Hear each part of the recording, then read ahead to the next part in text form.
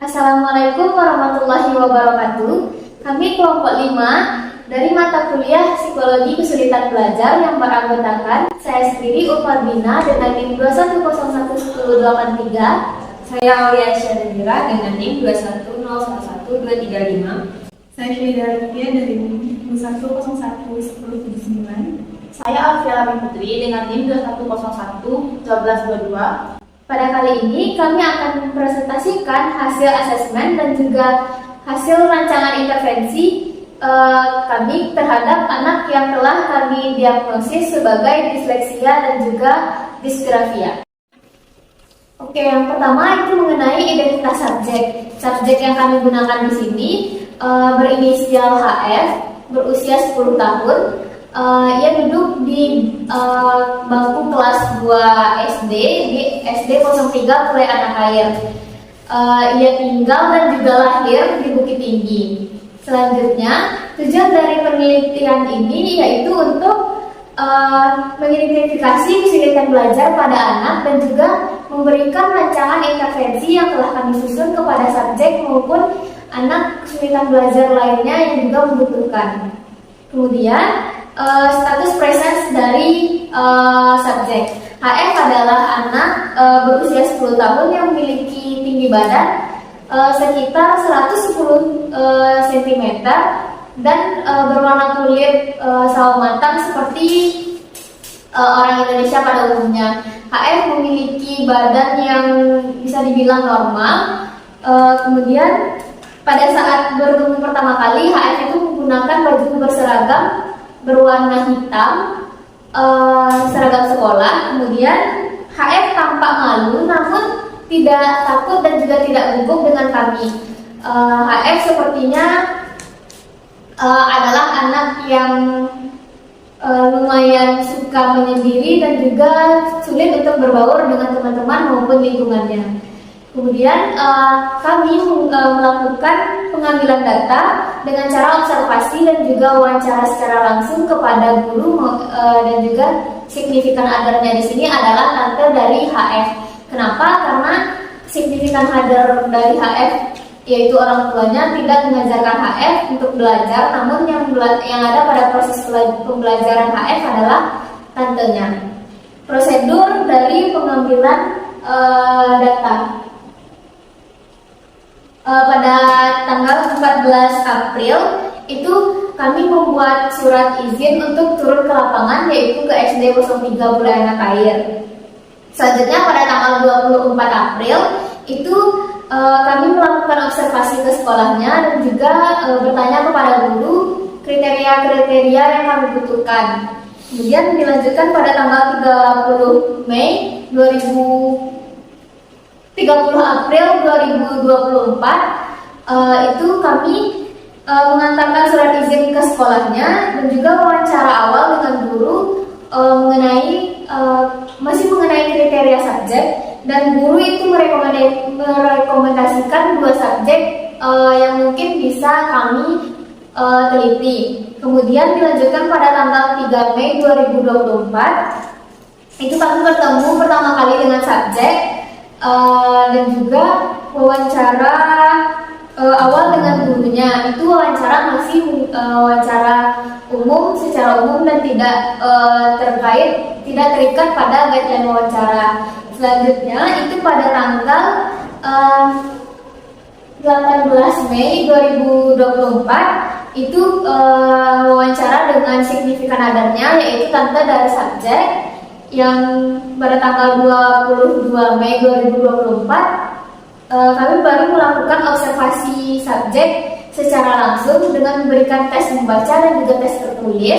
Itu guideline observasi sudah kami susun, observasi disleksia dan juga guideline observasi disgrafia berdasarkan DSM 4 dan juga DSM 5. Kemudian pada hari yang sama kami juga melakukan wawancara kepada guru menggunakan guideline wawancara disleksia dan juga disgrafia. Itu masih berdasarkan DSM 4 dan juga DSM 5. Kemudian pada hari yang sama kami memberikan reward kepada subjek kami dan juga kami memberikan ucapan terima kasih kepada kepada sekolah karena telah mengizinkan kami untuk melakukan penelitian di sana. Kemudian selanjutnya itu kami menyusun laporan serta membuat hasil dari asesmen diagnostik dan rancangan intervensi yang kami rekomendasikan untuk subjek agar dapat membantu subjek untuk memaksimalkan proses pembelajarannya lagi. Berikut saya akan menjelaskan mengenai hasil yang kami dapatkan dari observasi dan wawancara di lapangan. Yang pertama pada aspek indikator demografis, setelah kami lakukan wawancara dengan signifikan adat atau tantenya dari HF, kami mendapatkan bahwa selama masa kehamilan atau selama masa prenatal dan juga kelahiran, HF ini tidak mengalami masalah. Tapi kami menemukan juga bahwa ternyata keluarga HF ada juga memiliki kesulitan belajar yang serupa dengan HF, yaitu pamannya. Dan sekolah HF sudah diberi bantuan untuk melatih kemampuan membacanya, yaitu dengan gurunya mengajarkan HF secara pribadi. Ketika teman-temannya itu sudah pulang, HF disuruh menunggu dulu untuk tidak pulang terlebih dahulu dan melakukan pembelajaran tambahan, yaitu membaca dengan gurunya. Nah, selanjutnya ada pada indikator kecepatan membaca yang lambat. Dan saat kami mengobservasi, kami melihat bahwa HF itu membaca kata per kata itu lebih dari 3 menit. Nah, di dalam wawancara pun gurunya mengatakan hal yang sama. Dan HF ini sering kesulitan dalam membedakan atau membaca kata yang mempunyai penambahan atau nya. Dan juga dari hasil wawancara dengan tantenya HF juga ditemukan bahwa HF ini tidak bisa membedakan huruf S, L dan juga R. Nah, dalam kata-kata yang ganjil seperti 3 atau 5 atau 7 huruf, HF sulit untuk membacakannya dan sering ragu-ragu dalam membaca kata dengan huruf-huruf ganjil tersebut. Dan juga selanjutnya adalah ketidaklancaran atau ragu-ragu dalam membaca. Nah, pada indikator ini kami lihat dari hasil observasi ditunjukkan bahwa HF ini sering berhenti ketika ia sedang membacakan suatu kalimat. Nah, dan juga ketika dia sudah sering-sering berhenti, ia akan mulai hilang motivasi, dia menunduk dan sambil mengeluh. Namun ketika kami berikan dorongan positif, HF dapat dan ingin untuk melanjutkannya kembali. Dari hasil wawancara juga gurunya mengatakan bahwa HF itu membutuhkan waktu yang lama untuk membaca kata per kata. Nah, itu pun sering terjadi. Nah, ketika di rumah HF itu sering menyerah dalam membaca, dan ketika disuruh kembali HF mau, tapi jika sudah sering hal itu terjadi, HF akan melakukannya itu dengan terpaksa dan malah bertindak tidak melanjutkan kegiatan membacanya. Namun berbeda dengan di sekolah, saat di sekolah hal itu terjadi dan guru yang memberikan dukungan yang positif, HF ingin dan semangat untuk melanjutkannya kembali sampai selesai membaca bacanya tersebut. Nah, selanjutnya pada indikator ketidakpastian dalam membaca huruf atau kata-kata yang memiliki kesulitan.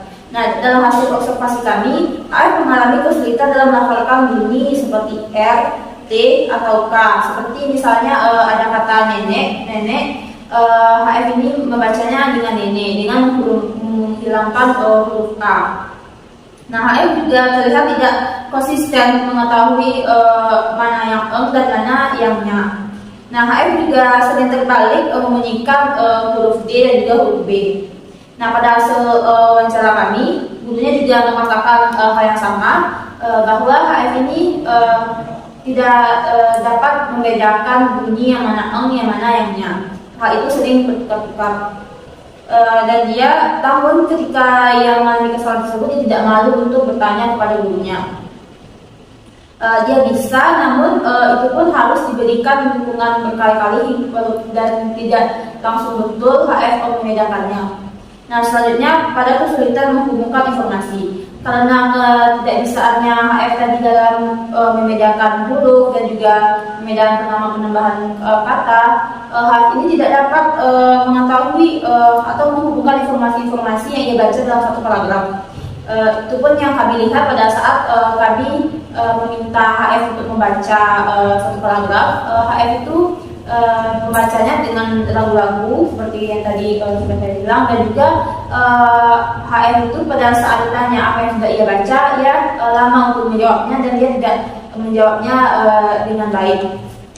Nah, pada wawancara juga kami menanyakan kepada gurunya mengatakan bahwa HF ini tidak mengerti jika soal cerita itu ia yang bacakan sendiri. Nah, tapi ketika gurunya yang membacakan soal cerita tersebut, HF dapat mengerti apa isi dari soal cerita itu. Nah, dan juga HF jika ada suatu paragraf itu dekat dengan kehidupan sehari-harinya, HF dapat memahami paragraf tersebut. Tapi jika hal itu jauh dari kehidupan sehari-harinya, gurunya mengatakan HF tidak dapat memahami makna dari kata-kata tersebut. Nah, selanjutnya adalah kesulitan menarik kesimpulan atau inferensi. Nah, saat kami membacakan cerita mengenai buaya yang rakus dan ditanya apa maksud dari bacaan tadi, HF hanya menjawab dengan satu kalimat yang umum saja, yaitu buaya yang mencari makan. Nah, pada saat wawancara, gurunya juga mengatakan dia tidak mengetahui. Jika ia tidak mengetahui, HF itu berani untuk bertanya. Nah, selanjutnya pada kesulitan dalam menanggapi pertanyaan yang analitis. Pada observasi kami, HF itu terlihat ragu-ragu dan tidak mampu menjawab jika ditanyakan apa maksud dari suatu bacaan atau paragraf yang ia baca. Nah, dalam wawancara juga seperti itu, tapi gurunya juga mengatakan HF itu mempunyai keinginan yang besar sebenarnya untuk mengetahui atau untuk menanggapi apa paragraf yang ia baca, tapi hal itu terhalang karena ia tidak pandai membaca. Nah, selanjutnya pada kesulitan dengan ejaan kata yang umum. Dari hasil observasi kami, HF ini memiliki kesulitan dalam membaca ejaan-ejaan yang umum. Tapi dia dapat mengetahui dengan baik ketika ejaan-ejaan tersebut adalah hal-hal yang familiar baginya. Dalam wawancara pun juga begitu. HF sering menambahkan atau gurunya bilang bahwa HF ini sering ketinggalan kata dalam membaca dan juga menulis. Dan dia tidak menyadari bahwa ia sering menambahkan atau sering meninggalkan satu huruf. Ada terdapat beberapa huruf yang sering ketinggalan atau sulit dibaca oleh HF seperti S, L, R, H, dan nya. Nah, ketika guru menegur HF dapat menerima dengan baik dan HF dapat kembali bersemangat untuk melanjutkan membacanya. Nah, selanjutnya pada kesulitan dengan pola ejaan atau aturan tata bahasa. Nah, pada saat observasi, HF itu sulit mengetahui bunyi kata dengan huruf 3 seperti ini, itu, dan. Nah, selanjutnya pas wawancara, HF itu sering tidak dapat membedakan mana huruf vokal dan juga huruf konsonan. Meskipun gurunya itu mengatakan bahwa HF ini sudah mengetahui Z A sampai Z, tapi dia tidak dapat membedakan yang mana huruf konsonannya, yang mana yang huruf vokal. Selanjutnya kesulitan dalam mengeja kata yang sulit atau tidak biasa. HF dapat mengeja kalimat dan melafalkannya secara pelan, tapi dia tidak tahu dan dia hanya tersenyum dan bilang tidak. Nah, pada hasil wawancara kami, HF terkadang juga sering salah atau tidak mengetahui tanda baca atau tanda kalimat seperti koma, tanda tanya, dan tanda seru. Dan gurunya juga mengatakan hal itu memang jarang dilakukan dalam tugas-tugasnya sehari-hari. Dan hal tersebut jika HF salah, HF dapat menanyakan dan tidak malu untuk menanyakan kepada gurunya. Selanjutnya pada ide dalam ekspresi tertulis yang tidak memiliki kejelasan. Pada hasil wawancara kami, terkadang HF hanya menuangkan ide dalam pikirannya yang dalam sederhana saja, seperti misalnya ditanyakan apa makanan kesukaanmu yang sederhana seperti itu atau yang dekat dengan kehidupan sehari-harinya. HF dapat menuangkannya dalam sebuah tulisan, tapi jika hal itu sudah di luar kebiasaan dia atau tidak familiar dengan dia, HF itu tidak bisa untuk menjelaskannya dalam kata-kata atau bisa dibilang dia tidak bisa menuangkannya, sehingga salah-salah dalam menuliskannya. Yang selanjutnya pada hasil disgrafia, yaitu kesulitan dalam menulis secara teratur dan juga jelas. Dalam hasil observasi kami pada buku tulisannya HF yang dimana HF ini sering menyalin dari buku atau menyalin papan tulis. HF ini tidak memiliki kesulitan, dan ketika menyalin papan tulis itu HF tulisannya itu rapi dan juga dapat dibaca. Tapi beberapa kali saat kami naikkan kepada gurunya juga, HF walaupun menyalin dari buku ataupun papan tulis, HF itu sering ketinggalan seperti yang mana seharusnya meletakkan huruf kapital atau dimasukkan tanya atau tanda seru dan lain sebagainya. Tapi walaupun begitu, dalam tulisannya itu rapi, terkadang tulisannya itu masih sering keluar dari garis dalam buku ataupun sering tiba-tiba tulisannya itu naik atau menurun. Nah, selanjutnya pada kesulitan menulis dengan cepat dan fokus sesuai dengan usia perkembangannya. Walaupun HF itu bisa memegang pensil atau pena dengan baik, tetapi ia memerlukan waktu yang lama juga untuk menulis. Dan dalam wawancara, subjek juga mempunyai waktu yang lama dalam menulis jika didiktekan oleh gurunya. Nah, karena tidak bisa membaca tadi, membuat karena menurut pendapat gurunya, HF ini tidak dapat menuangkan apa yang ia pikirkan atau apa yang didiktekan gurunya dengan baik karena ia tidak dapat membaca tadi. Nah, selanjutnya pada indikator menurunnya prestasi akademik anak terkait dengan kegiatan menulis. Nah, karena sebelumnya dibaca semester sebelumnya, kelas HF ini gurunya itu masih membacakan soal ujian, tapi untuk yang ujian terakhir ini dan yang hasilnya sudah keluar terakhir ini, HF itu mengalami penurunan nilai karena soal ujian itu sudah dia baca sendiri, tidak dibacakan lagi oleh gurunya. Dan juga menurut pendapat gurunya, ini terjadi karena mungkin kurangnya motivasi di rumah untuk mengajarkan HF untuk membaca. Selanjutnya ada kesulitan melakukan aktivitas yang berkaitan dengan menulis. Pada hasil wawancara kami dengan tantenya HF, sering bahwa HF ini ketika disuruh untuk membuat tugas atau kegiatan menulis, HF ini kurang mempunyai semangat itu. Jadi itu harus dengan ditemani dulu dengan adiknya baru dia mau. Jika dia sendiri, dia sering malas untuk melakukannya. Namun jika di sekolah, gurunya mengatakan bahwa HF ini tidak menghindari kegiatan yang berhubungan dengan menulis. Dan selanjutnya pada kesulitan dalam melakukan aktivitas yang selanjutnya pada divisi sensorik, bahwa HF ini tidak mempunyai kekurangan dalam pendengarannya maupun penglihatannya. Nah, dugaan diagnosis kami itu dari pengumpulan data yang sudah kami dapatkan tadi, kami simpulkan bahwa subjek memenuhi 3 kriteria dari kriteria disleksia dan juga 3 kriteria dari disleksia. Tapi terdapat satu indikator yang tidak terpenuhi pada disleksia. Nah, selain itu ada kecurigaan bahwa kesulitan menulis dari HF ini karena ia tidak dapat menulis. Hal ini walaupun ia tidak menulis dengan rapi dan beberapa kata-kata sering huruf sering hilang, jadi tulisannya itu masih dikategorikan bisa dapat dibaca.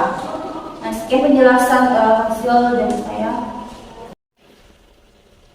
Berdasarkan hasil wawancara dan juga observasi, diketahui bahwa HF memenuhi kriteria dari kesulitan belajar, yaitu disleksia dan juga disleksia. Nah, disleksia merupakan gangguan kemampuan berbahasa yang berhubungan dengan kesimpulan kata yang disebabkan oleh faktor neurologis yang tertentu. Menurut teori pada tahun 2002, disleksia bukanlah sebuah penyakit, melainkan sebuah gangguan yang mengalami sebuah gangguan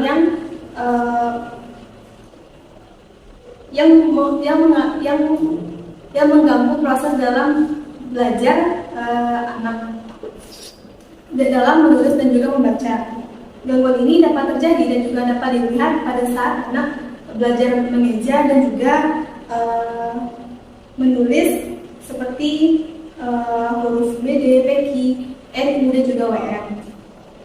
Nah, pada gangguan ini terlihat dari bentuk kesulitannya dalam membedakan huruf dan membedakan bunyi seperti huruf B dan D. HF juga bingung dengan bentuk dari huruf Q dan juga X. Ketika HF mengejakannya, namun hasil observasi HF tidak bingung atau tidak mengalami kesulitan dalam mengenali angka. Nah, dalam buku asesmen kesulitan belajar terdapat beberapa faktor yang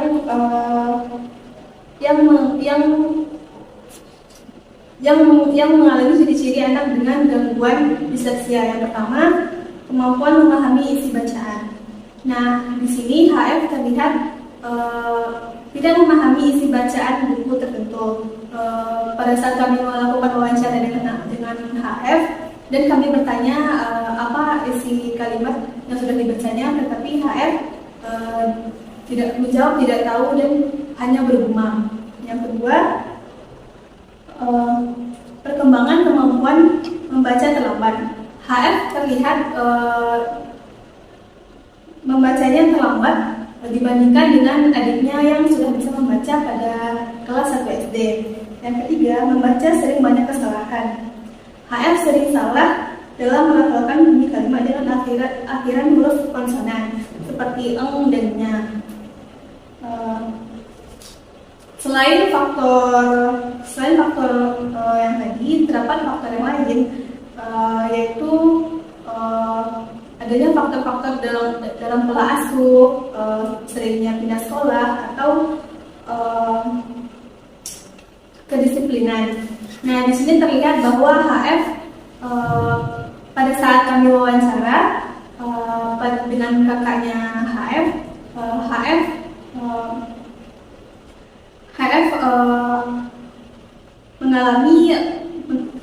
mengalami kurang perhatian dari ibunya dibandingkan dengan adiknya. Setiap kali HF belajar dengan kakaknya di rumah, HF sering menangis dan juga merasa takut dengan kakaknya karena kakaknya juga sedikit keras dengan HF karena kakaknya menganggap HF tersebut adalah anak manja. Selanjutnya mengenai gangguan disgrafia yang dialami oleh HF. Disgrafia diartikan sebagai gangguan dalam kesulitan penulisan atau ejaan yang melibatkan fisik dalam mengungkapkan hasil pemikiran. Berdasarkan ciri-ciri anak yang mengalami gangguan disgrafia ini, yang dikemukakan oleh Masina pada tahun 2019 terdapat 5 ciri. Namun hanya terdapat 2 ciri yang ditemukan pada HF, yaitu huruf yang sering salah dan juga terbalik, dan juga tulisannya dan juga ketika dia menulis sering terlambat dibandingkan dengan teman-temannya. Dan juga menurut teorinya, menurut penelitian dari Satrinawati dan juga Haryati pada tahun 2022 terdapat beberapa karakteristik anak dengan disgrafia yang juga ditemukan oleh HF.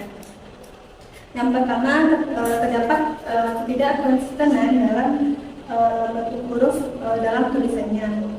Dalam wawancara guru mengungkapkan bahwa HF lancar dalam tulisannya. Lancar dalam tulisannya ketika dia menjalin dari papan tulis.